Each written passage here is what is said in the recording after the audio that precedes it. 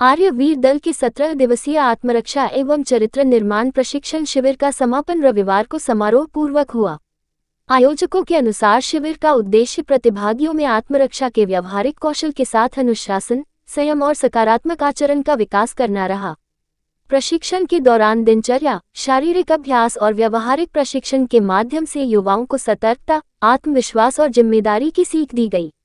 आर्य समाज से जुड़े पदाधिकारियों ने बताया कि ऐसे शिविर युवाओं को नशा, हिंसा और असामाजिक गतिविधियों से दूर रखते हुए समाज सेवा की दिशा में प्रेरित करते हैं।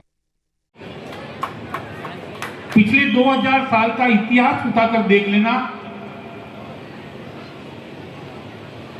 भारतीय संस्कृति या सनातन या आर्य कह दूं या हिंदू संस्कृति कह दूं, सारे एक ही नाम है सारे के सारे।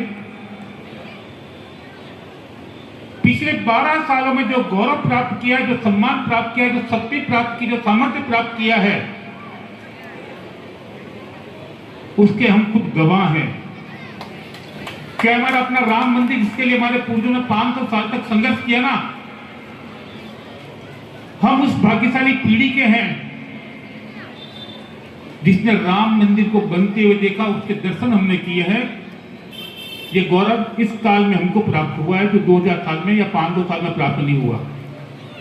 महर्षि दयानंद सरस्वती, जिसके बारे में आप सभी जानते हैं, जो इस आधुनिक भारत की कल्पना लेकर और जो उस समय तत्कालीन जो भारत में रूढ़िवाद, अंधविश्वास, पाखंड और जो अंग्रेजों की गुलामीता से मुक्त करने के लिए इस देश में उन्होंने सोचा कि क्या करना चाहिए, तो उन्होंने इस आर्य समाज की स्थापना की और एक सत्यार्थ प्रकाश लेके आए।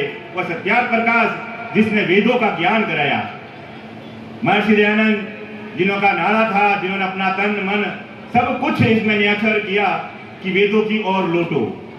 वेद जो बड़े जटिलता थी, उनको बड़ी सरलता और सहजता से जन जन तक पहुंचाने का जिन्होंने कार्य किया, ऐसे महर्षि दयानंद, जिन्होंने स्त्री शिक्षा, बाल विवाह का विरोध किया, स्त्री शिक्षा को बढ़ावा दिया और पुनर्विवाह को उसका समर्थन किया कि इस भारत देश में मेरे सभी स्त्री को उच्च दर्जा मिले, उसके लिए अपना पूरा सारा कुछ दांव पर लगाया, अपना जीवन न्यौछावर किया, उसके लिए जहर भी पिया।